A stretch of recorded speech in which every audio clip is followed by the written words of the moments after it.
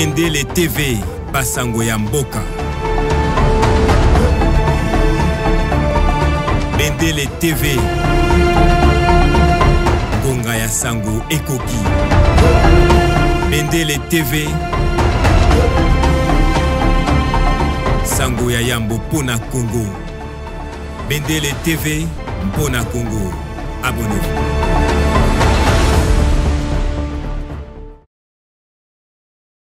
Mesdames et messieurs, nous allons cette fois-ci recevoir l'invité du matin, aborder cette problématique de l'efficacité de l'action de l'IGF dans beaucoup de domaines. Et aujourd'hui, on va parler de cette polémique qui caractérise l'IGF et le ministère du portefeuille. Qu'en est-il réellement? Qui a raison, qui a tort? Eh bien, on va en parler avec Timothée Lenoir. Bonjour et bienvenue. Ça va? Ça va très bien, mais le meilleur à toi. On ne s'est pas vu depuis que l'année nouvelle a commencé. J'apprends que tu viens de Bumba. Ouais, j'étais à Bumba, à Lissala, et Lolo, l'espace Grand Équateur. Tout est bio là-bas. Là-bas, tout est bio. Ouais, tout est bio, tout est bio. Mais il fait très chaud. Il fait très chaud. C'est ça la particularité de la République démocratique. Ouais. Il fait très chaud, mais bon, c'est une population chaleureuse. Et en tout cas, il y a cette joie de vivre, quoi.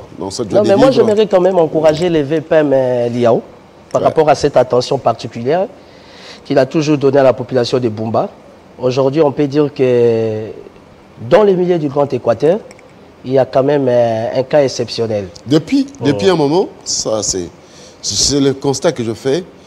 Depuis que Jean-Pierre Liaou, le vice-premier ministre en chef de la fonction publique, a débuté ses déplacements par avion à Bumba, Bumba Centre, pourquoi pas les environs de Bumba.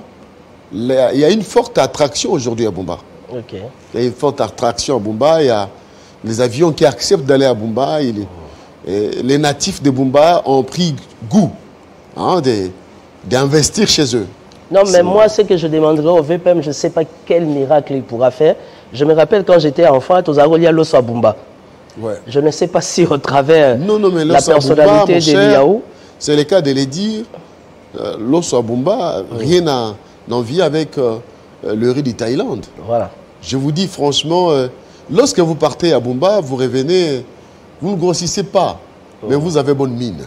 Vous gardez la forme. Vous gardez la forme parce que vous mangez bio et vous vous sentez mentalement frais. Voilà. Non, mais ça, c'est beau. J'estime qu'au travers de cette démarche, et qu'il y a aussi un ministère, de l'économie, si vraiment ils peuvent bien travailler en jumelage, moi je pense qu'il faudra avec le programme de développement de 145 territoires, il faudra privilégier l'interconnexion des provinces. Tout à fait. Avec les routes de dessertes agricoles réhabilitées. Ça va permettre à la RDC de bénéficier de tout ce qu'il y a comme aliments, nourriture, potentialité d'investissement. Ça va créer le boom économique. Parce que nous avons tout. Moi, en fait, j'avais une lecture par rapport à ces grands projets initiés par le chef de l'État, les 145 territoires. Moi, j'aurais plus proposé qu'on laisse la responsabilité aux gouverneurs. Parce que les gouverneurs des provinces sont en contact direct avec les territoriaux et facilement, les choses pourront aller vraiment trop vite. Mais déjà avec la démarche du VPM Liao par rapport à la population de Bumba, à Bundela Bisono, nous sommes à Bumba et Zonga, pour que l'osso, il y a Inde, il y a Thaïlande et Stopenal. Parce que l'osso à Bumba, quand on était enfant, c'était original, on avait bonne mine. Vous avez raison, mais au lieu d'aller avec 6 millions en Namibie pour pêcher...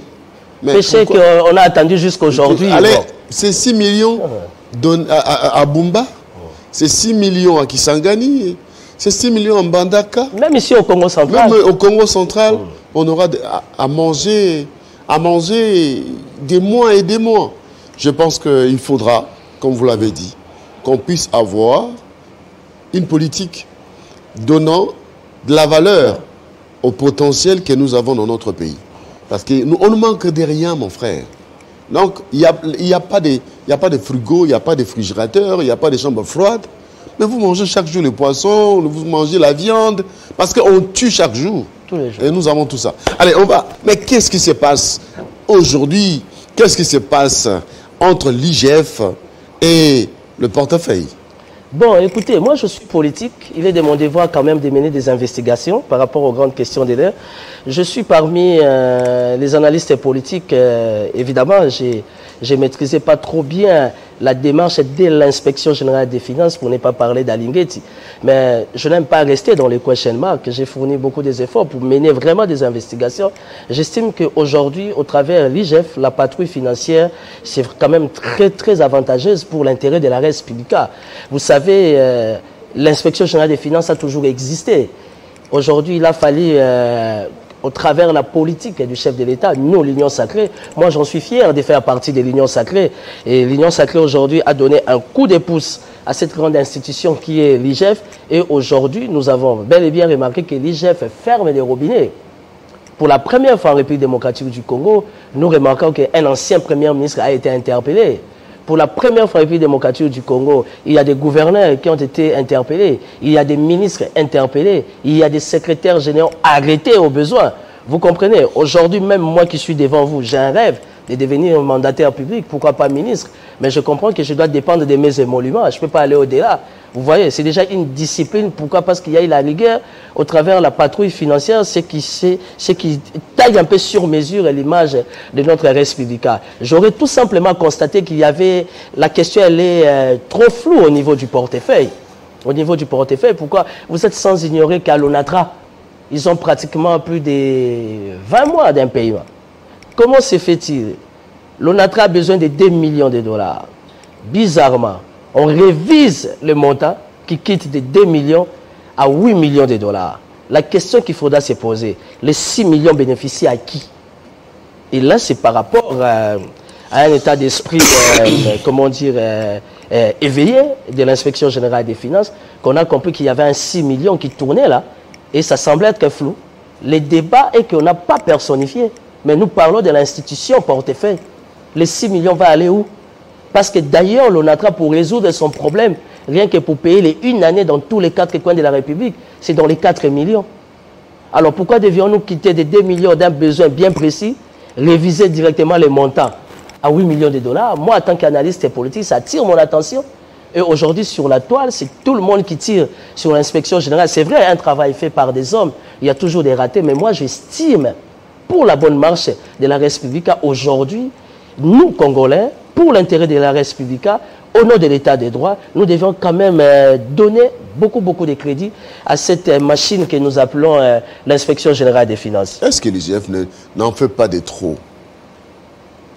C'est vrai, s'il faudra dire que l'IGF n'en fait pas de trop, je ne sais pas si je dois dire oui ou non, mais moi je reste rationnel dans mes analyses. Aujourd'hui, j'ai compris que l'inspection générale des finances, par rapport à nos manières, nous, la classe politique congolaise, il faut une telle attitude.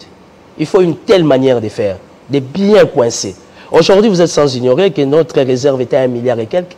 Aujourd'hui, nous atteignons pratiquement 4 milliards. Vous savez pourquoi? Parce que les robinets ont été fermés. Je ne sais pas par rapport à ces contextes-là, s'il faudra dire que l'IGF, l'inspection générale des finances, enfin un peu trop. L'inspection générale des finances a mené ses investigations. Il a fait rapport à qui des droits? Les parquets.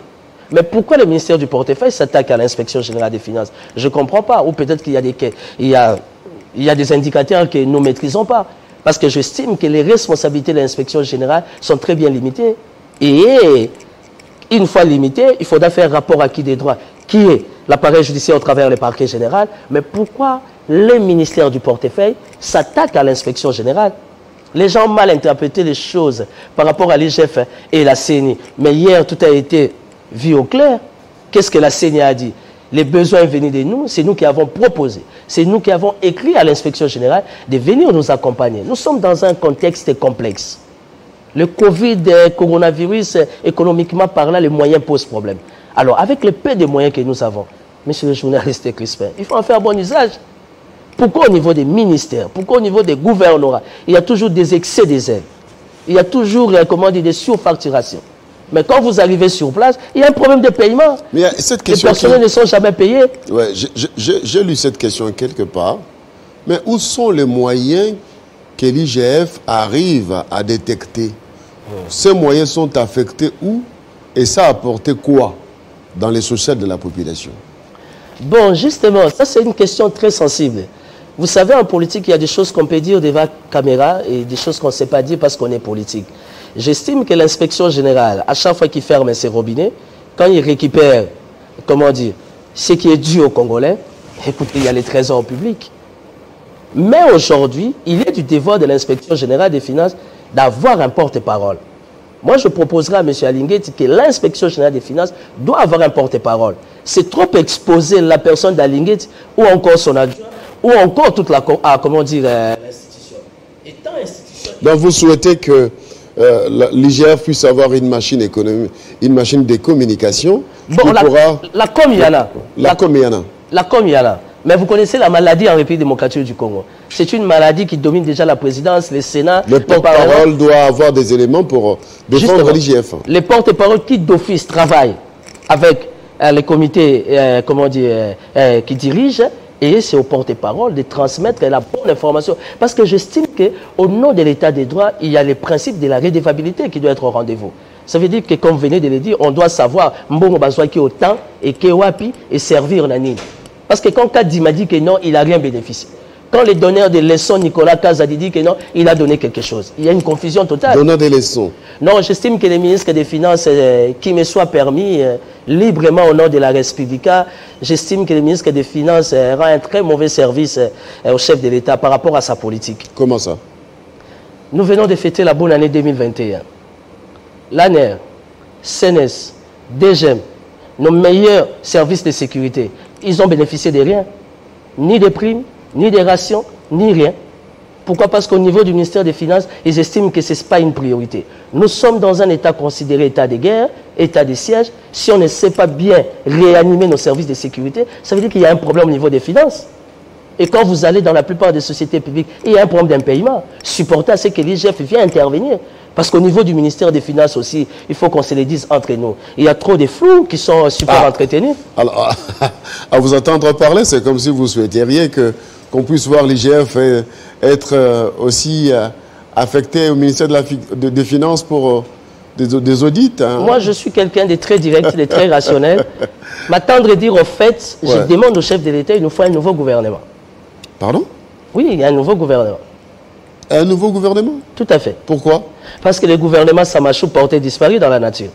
Non, mais non. C'est mon avis. Non, c'est votre avis, mais le gouvernement est à la baguette. Il gère les pays au quotidien. Pas du tout. Vous savez, devant vous, un expert qui maîtrise bien les grandes questions de l'heure.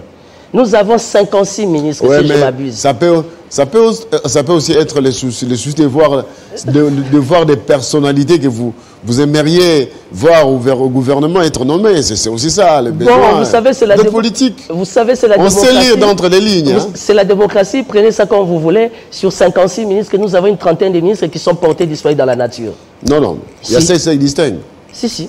Les Warriors, Jean-Pierre Liaou se distingue. Mais de quels Warriors vous parlez? Vous parlez des Warriors vétérans. Jean-Pierre Liaou se distingue. Non, Jean-Pierre Liaou, rien à voir. Aujourd'hui, soyons rationnels. Au niveau de la fonction publique, il y a eu beaucoup d'avancées. C'est parce que Liaou, c'est un homme de réflexe.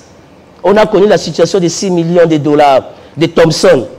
Est-ce que dans le cannabis, on peut parler de Thomson? Aussi longtemps, Gabon, Guinée, Côte d'Ivoire, ils parlent de la retraite. Mais la Thomson, je suis du pouvoir. Je suis de l'Union sacrée et je reste rationnel. Seulement, je ne suis pas dans les Djalelo. J'estime que l'actuel gouvernement des Warriors, nous retrouvons au moins 80% des Warriors vétérans qui sont déjà essoufflés. Il faut sauver la République. Et la République a besoin d'un bouée de sauvetage.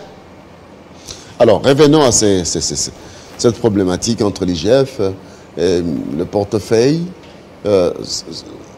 À ces jours, pensez-vous que l'IGF a eu raison de mener ses investigations?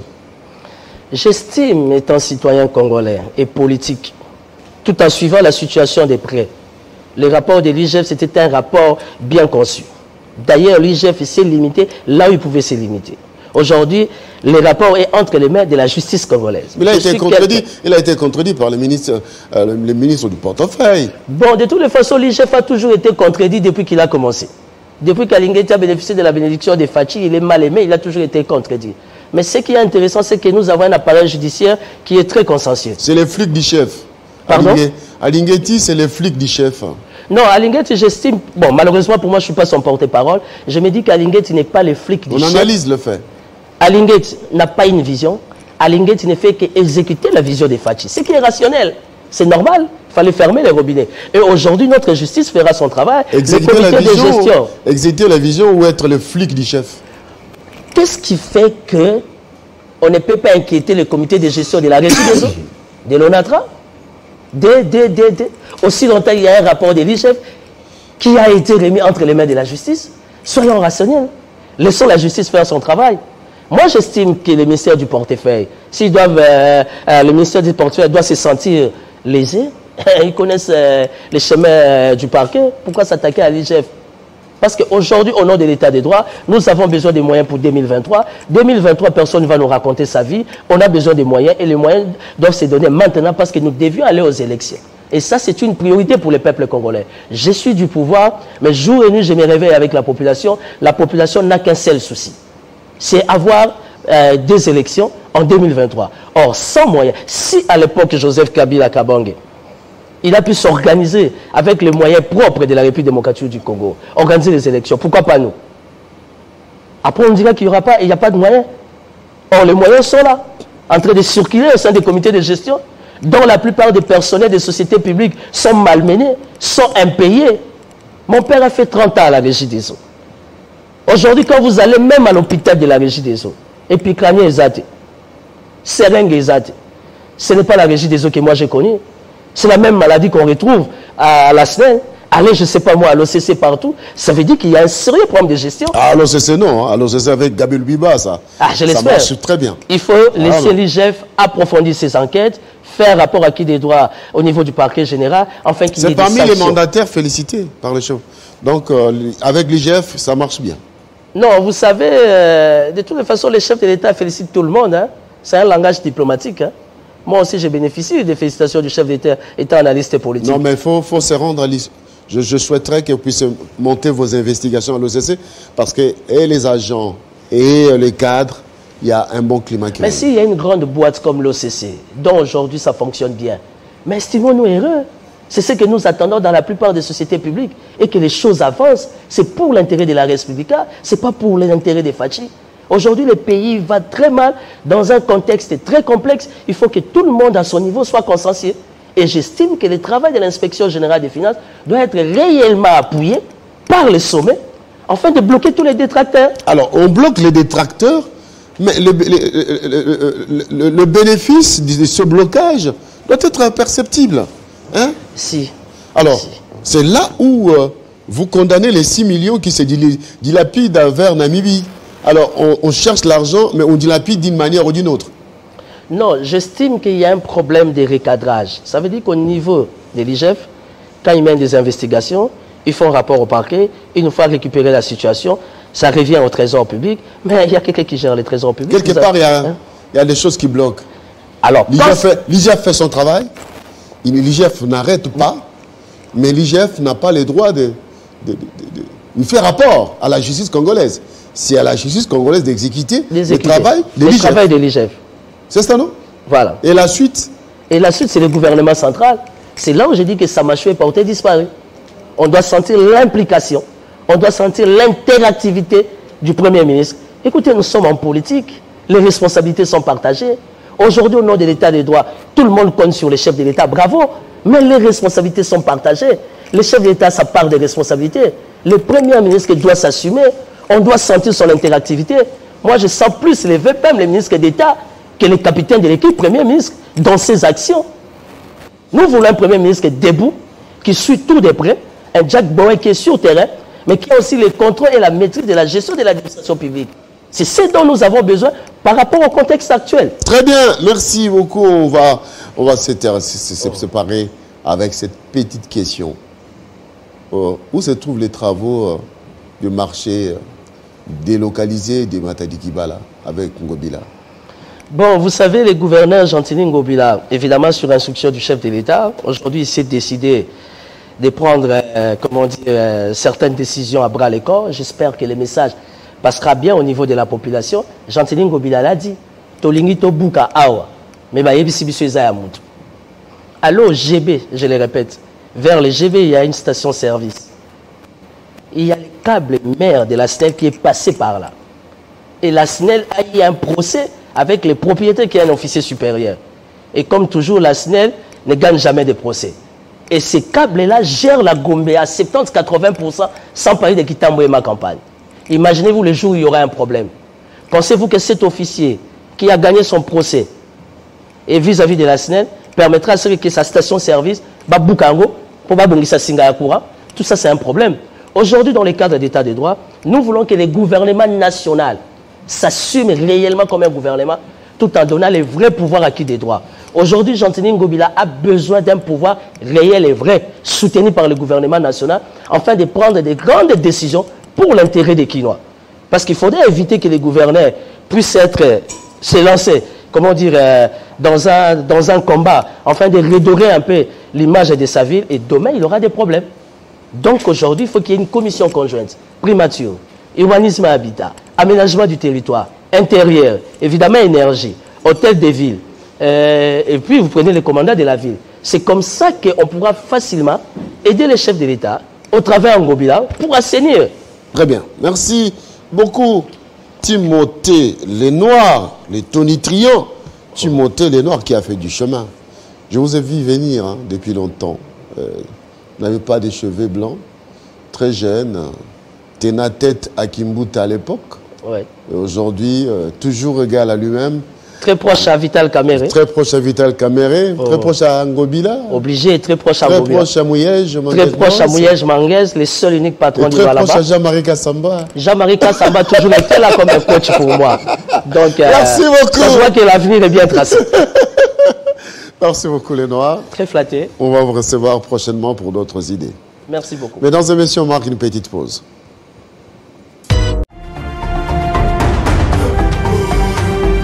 Bendele TV, Basango Yamboka. Bendele TV, Gonga ya Sango Ekoki. Bendele TV, Sango ya Yambo Pona Congo. Bendele TV, Pona Congo. Abonnez-vous.